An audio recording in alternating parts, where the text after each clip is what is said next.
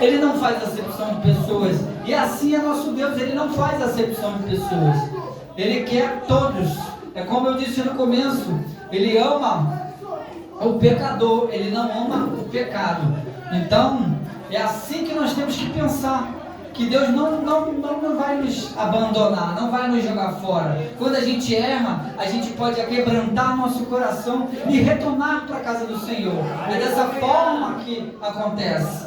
Então, aquele irmão ficou irado e disse ao pai: pai, eu te servi todos esses anos e você não me deu nem um cabrito para festejar com meus amigos.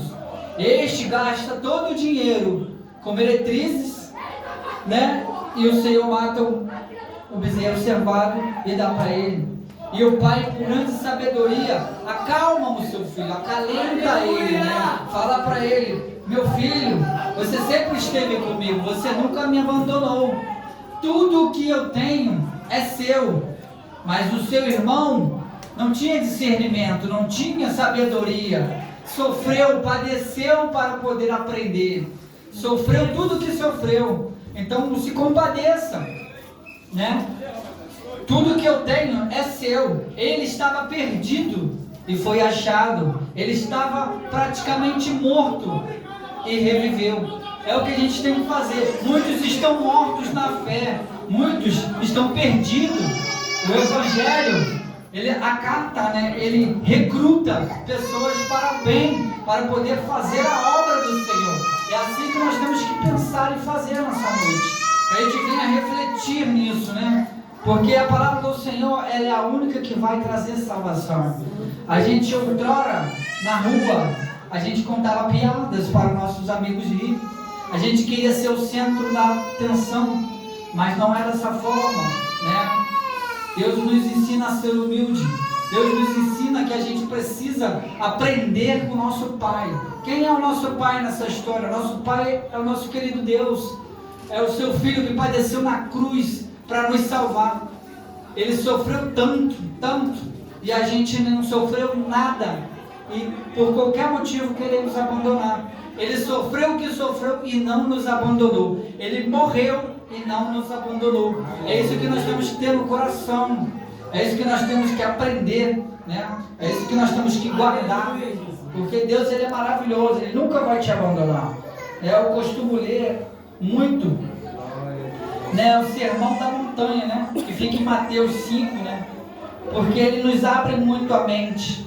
Ele nos ensina quem são os bem-aventurados, que diz assim, vou ler um pouquinho para a gente poder entender melhor, que diz assim: bem-aventurados os pobres de espírito, porque deles é o reino dos céus.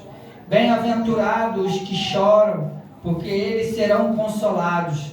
Bem-aventurados os mansos, porque eles herdarão a terra. Bem-aventurados os que têm fome e sede de justiça, porque eles serão fartos.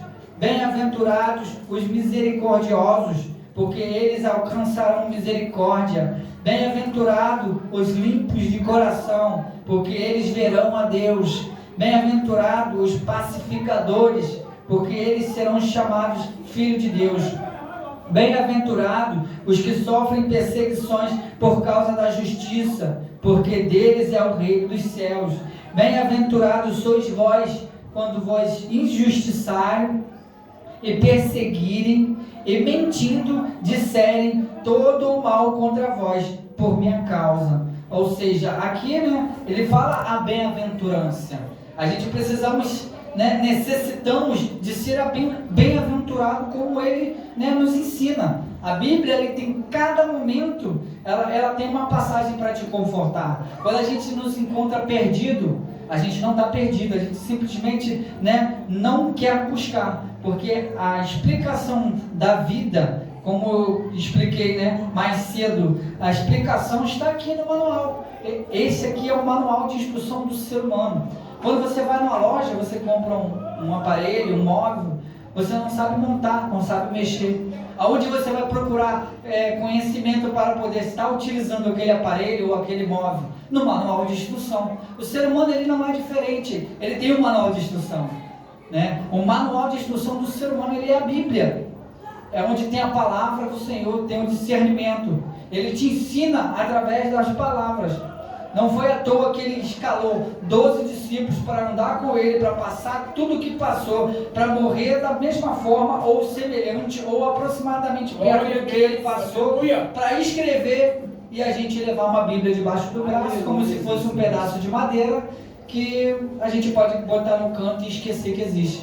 Mas a gente, procura a bênção. A gente quer o discernimento, a gente quer o milagre, a gente quer a nossa casa edificada, a gente quer a nossa vida consertada, mas não quer buscar.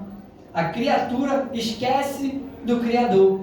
E é isso que está acontecendo nesse mundo aí fora. O ser humano perece por falta de conhecimento. O conhecimento está na frente dele, que é a Bíblia, mas ele não quer buscar. Hoje o pessoal não quer mais subir monte, hoje não quer fazer propósito. Hoje se chama para uma oportunidade, corre. Se chama para poder pregar, hoje não dá, e vai correndo das coisas de Deus. E amanhã, quando passa uma dificuldade, um aperto, corre para Deus. Será que Deus, conjecturo eu, será que Deus deve pensar, mas olha, você corre de mim e quando precisa me chama? Fica difícil. Você imagina o seu filho ser mal criado com você, desobediente, respondão, irresponsável, e depois ele te pede uma benção. Você, por ter um coração bom, você é capaz de dar, mas você vai pensar 2, 3 vezes, será que merece? Eu acho que eu não vou dar, porque não está merecendo. Você ainda vai puxar a orelha, olha, você está fazendo isso de errado, eu não vou te dar, porque você não está merecendo. Será que o nosso Deus também, como Pai, Ele não tem que corrigir o crente?